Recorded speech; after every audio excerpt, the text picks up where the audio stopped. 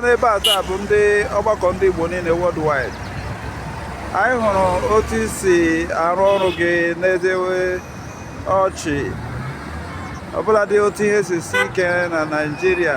Anyị hụrụ n'ọtụtụ igwe mmadụ na-eji maka ya na-ekwu na ha nwere ihe mkpọbi ụkwụ ịrụ ọrụ ha na kwesịrị iji rụọ ọrụ ha, maka na anyị hụrụ na anyị na-arụ ọrụ gị na-arụzi ya ama ọbụladị nsogbu enwekwara n'obodo a. Ka ihe mere, ka ihe na-agba gị obiọma iji arụ ọrụ a na-arụzi ya? Ọ na-enye m ọṅụ.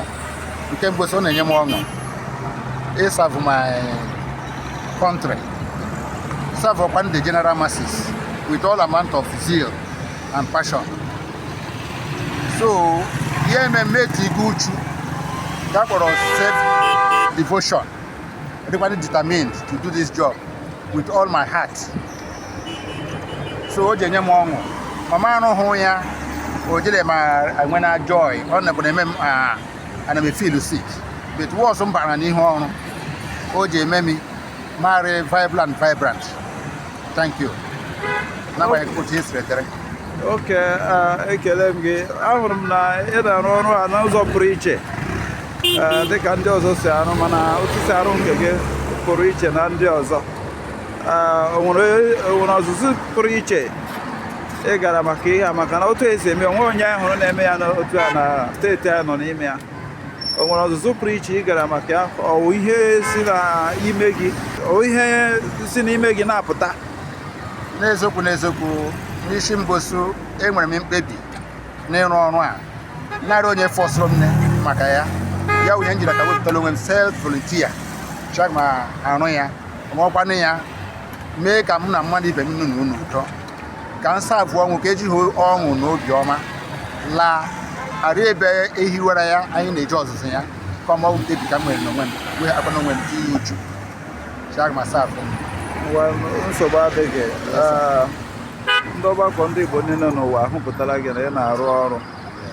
A ga-enyekwanụ gị ihe nrita pụrụ iche n'ụbọchị Satọde na-abịa abịa. Ị ga-abịakwa ụbọchị ahụ? Aga m abịa.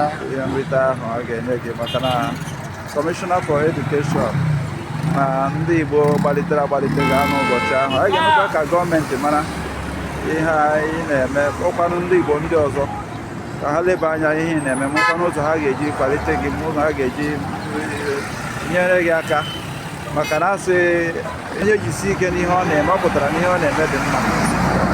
Ha si gị jisi ike n'ụbọchị nta ka anyị chọọ n'Owere nchi. Ndewo. Aha gị ọkwa nke na-eme? Aha m ọkwa John onye ebe? Aha m onye Ụrata under Owerri North Local Government Area, Imo State. Ngwanụ, ọ ga-adịrị gị na mma na Eke, ọ ga-adịrị gị na mma na Orie, ọ ga-adịrị gị na mma na Afọ, ga-adịrịkwa gị na mma na Nkwọ. Ise.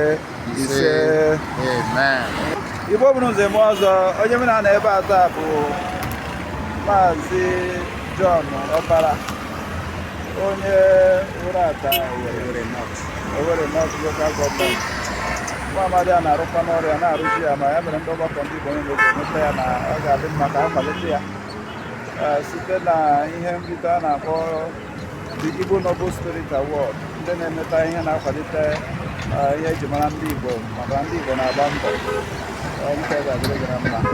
A sị m ka ndị ọgbakọ ndị Igbo niile n'ụwa niile ka ha mara na n'ezie na gị nọ n'ụbọchị nke taa. Taa bụ 31st of July 2025 ka anyị nọ ebe a.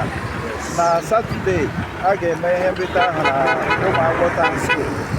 Ebe ahụ ka ị ga-abịa, ma ndị ọzọ pụrụ iche a ga-akwalite n'ụbọchị ahụ ka inwe ike bịa. Kpọkwanụ ndị otu gị na ndị gị na ha na-arụ ka ha bịa hụrụ na onye na-eme ihe dị mma, ime ihe dị mma mara mma. Ihe ọbụla na-eme ya, azụ na onye na-emeta ihe ka a na-akwalite. Ndị Igbo echetara gị, ọ ga-adịrị gị na mma.